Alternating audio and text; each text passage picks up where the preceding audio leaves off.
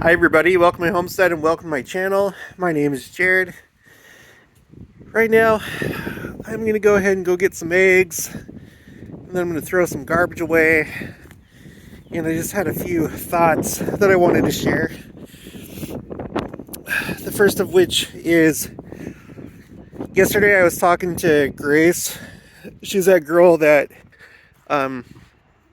she reported 2 baptisms as part of the Flood the Earth challenge.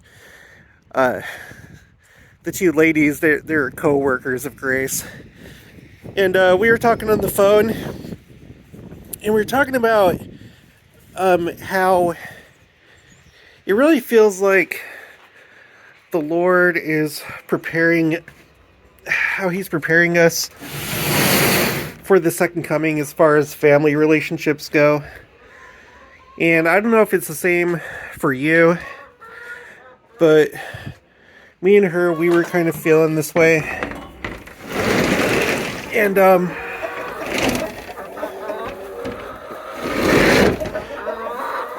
one thing in particular is separation from family. I'll explain what I mean, but let me let the chickens out first.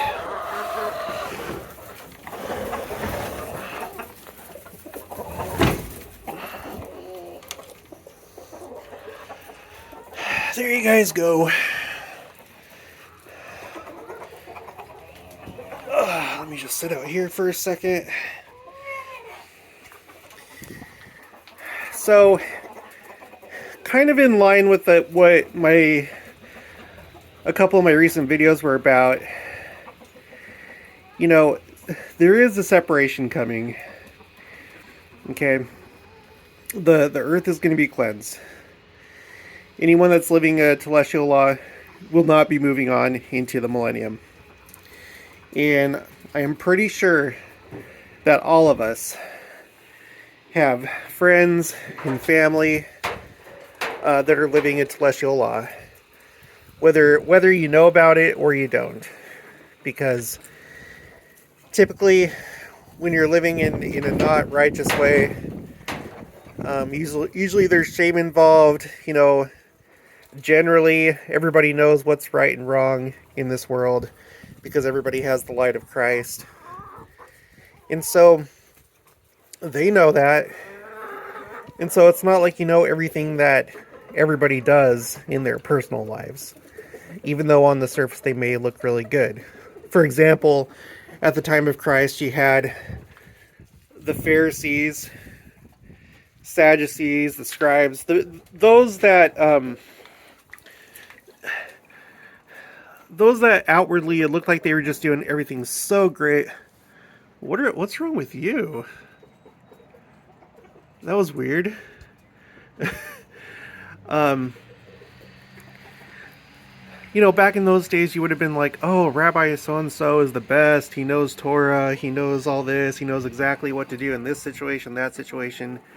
And yet when Christ came, are you okay, dude? Why are you making that face? If anybody knows why he was making that face, let me know.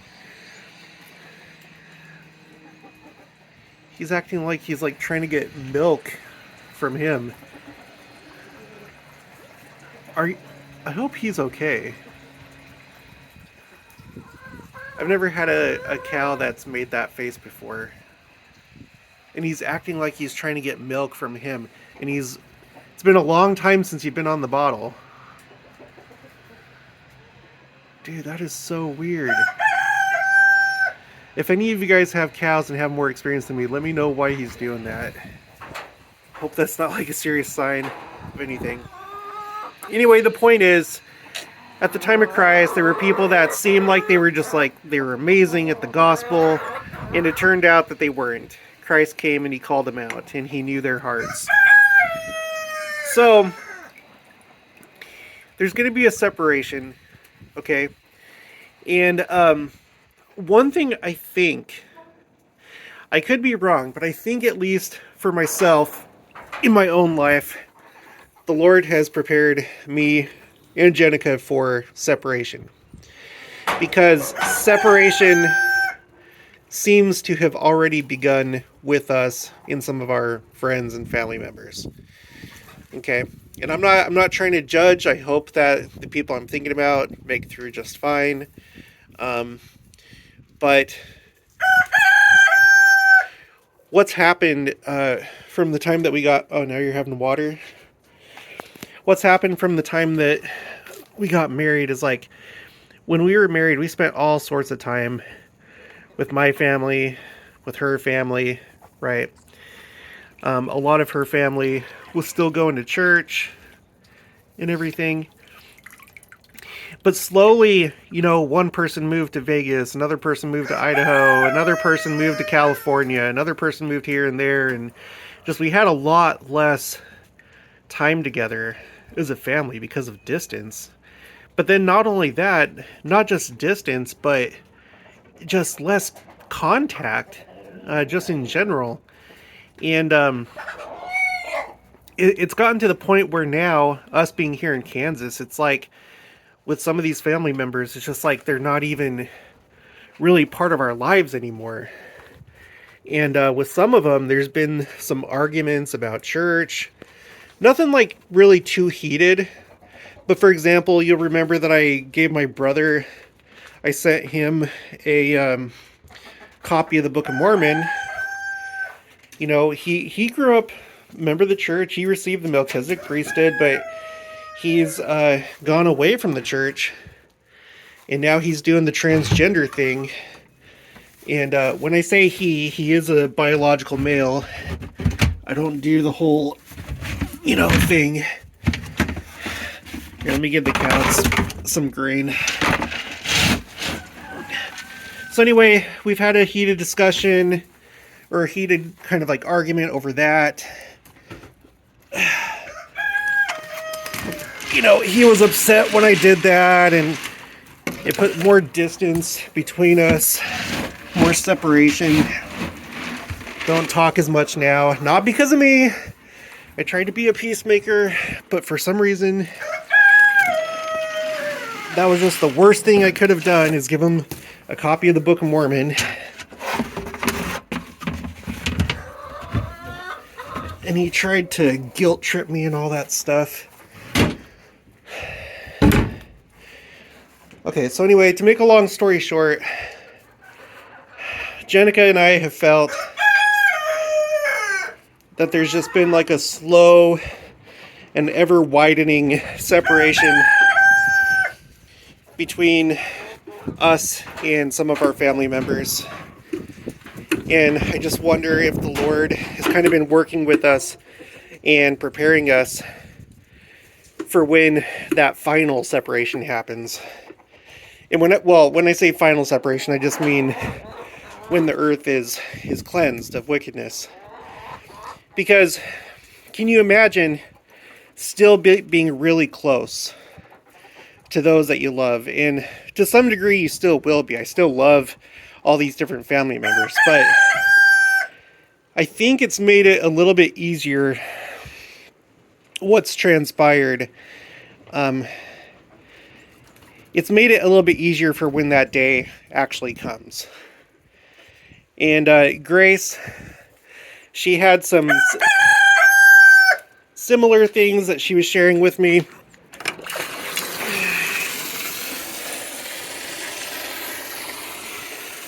I'm going to let that fill up. Hopefully you can hear me. It's kind of loud, but... Oh yeah, I need to give the chickens a scratch.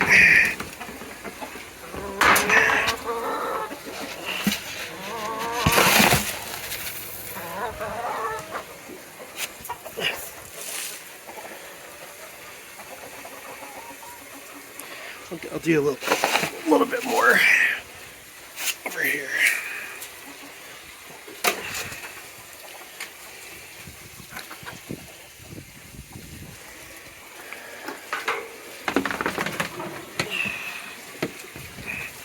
Alright, let me turn the water off.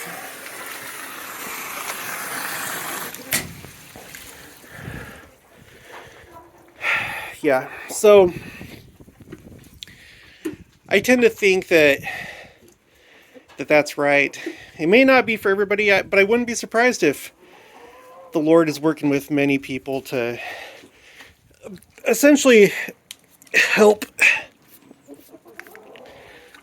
soften the blow, right? There's been just this big division in the world. And like I've said before, I felt like a lot of it happened after the year 2001, because what happened that year. And after that year, there started to be big divisions, I think bigger than before, in politics and in culture. You know, that's like when the big cable news station channels, the big battles and wars between them kind of really took off. That's when the big Iraq war controversy happened, mass protests and stuff like that. And I feel like ever since that time, like that was like the thing that like hastened the division. And I think in general, kind of the separation in that sense, like the separating of the wheat and the tares, because things become so polarized. And that's not to say that one side is necessarily better or right over the other in certain matters. I'm not going to talk about specific things, you know, because I don't think it's good to be really extreme either way. But I feel like all the polarization has aided in separating people from each other, essentially. I hope that makes sense. And I would love to hear your thoughts in the comments below. So, that's been kind of on my mind. It's a little distressing just thinking of kind of like being separated right now from family members and friends. But I think I'm glad that it's happening now. Like I said, to help soften the blow when there's like that more final separation. I feel like it's kind of it's a tender mercy.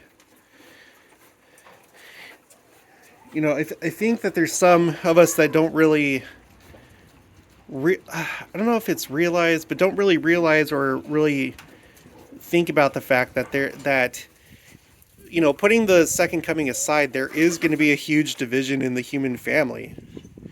And, you know, with the final judgment and all that. We are still going to be able to visit with them. It's just that they're not going to be part of the family of God where everyone's all sealed together. But I don't know. I feel like I'm just rambling at this point. I'm going to take down... Oh, gosh. Of course it broke. Okay, I'll save that one for later. Let me take this down. I'm not sure how effective it really was to put up these fly tapes. I mean, it was. Obviously, a bunch of flies died, but if you guys have any tips or tricks how to keep the flies down, I would love to hear it. One thing that we have is you see that bucket right there with the green lid? That's made for flies. Those 3 dips that you see, they have a hole at the bottom, so it's like a cone shape. Like, you know, those like bug traps where you make a cone and then you put something in the bottom that attracts the fruit flies or whatever. Well, that's what that bucket is. And I think we're going to try that again this year. I didn't quite set it up the right way last year, but if you have any other tips or tricks, let me know. Let's go ahead and get eggs now. Oh wait, unless my girls already did that last night. Oh no, here's some. Oh, here's a bunch.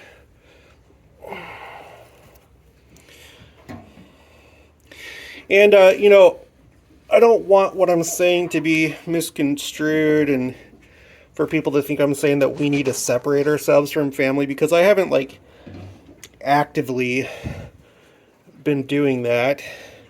It's just kind of like happened in a natural way. You know, we still need to love our family. We still need to be good examples. You can't really be a good example unless you're around. You know, you can't be completely absent.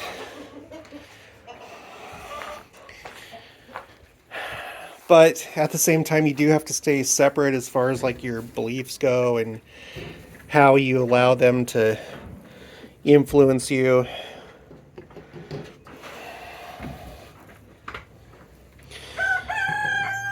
Pray for them. Oh, do we have a chicken in here? Yep, we do. Hello. How are you? I'm going to take that egg, but she's probably going to peck me. No, she didn't.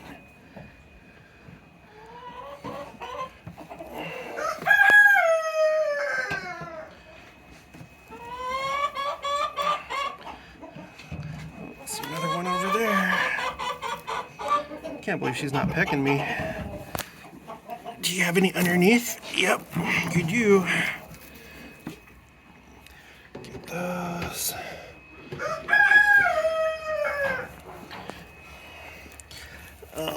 Oh, sorry. Okay, I pushed too much. I'm sorry.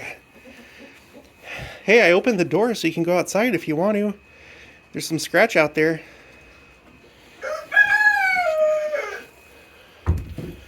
Okay. None in there. None in there. I don't see any in there. So that's what we got. That's probably about a day and a half, I think, of eggs.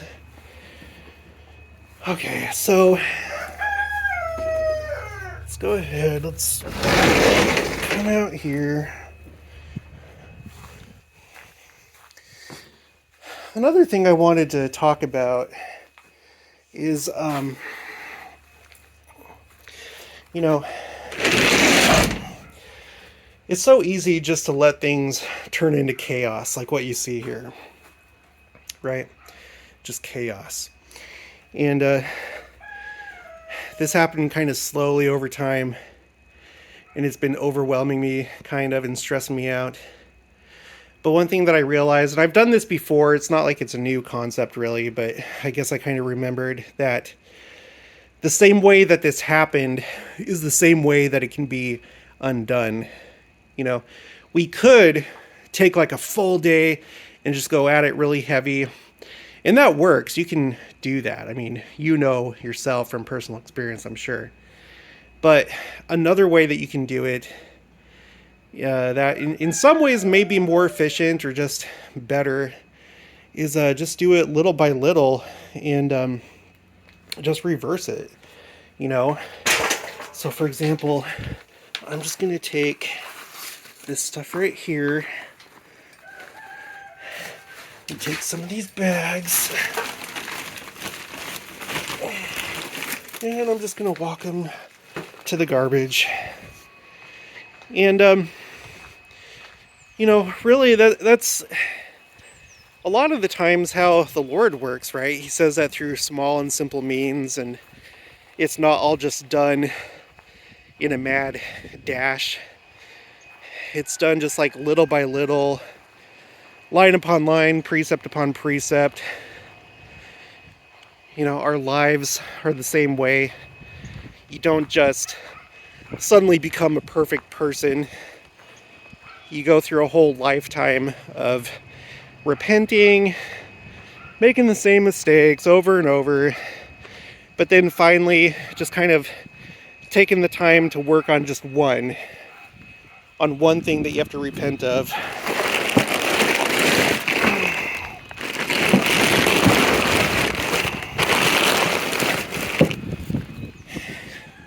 And then you tackle that thing, right? Some of our cats.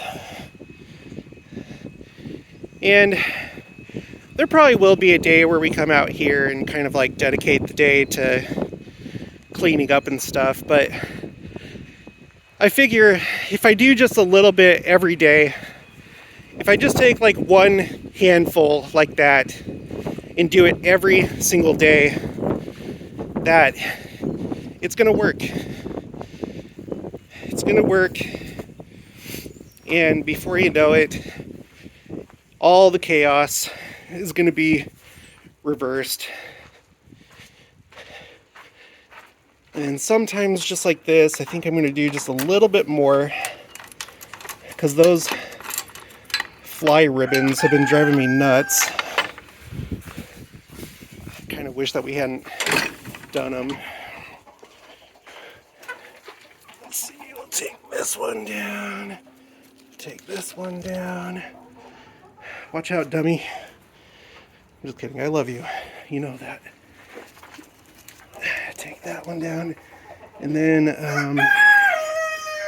going to be really gross, but I'll wash my hands afterwards. Take that. And we'll get all this nastiness out of here that I easily could have just taken care of earlier. And now it's not going to bother me anymore.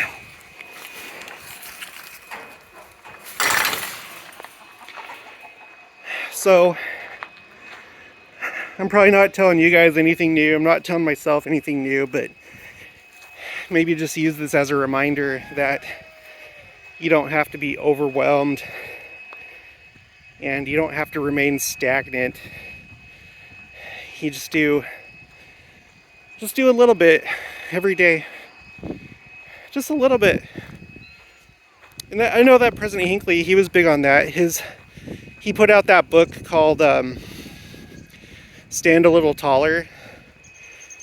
And that was kind of like one of his things that he was kind of like, that was like one of his, I don't know what you call it, like a hallmark type teaching, is to do just a little bit better every day.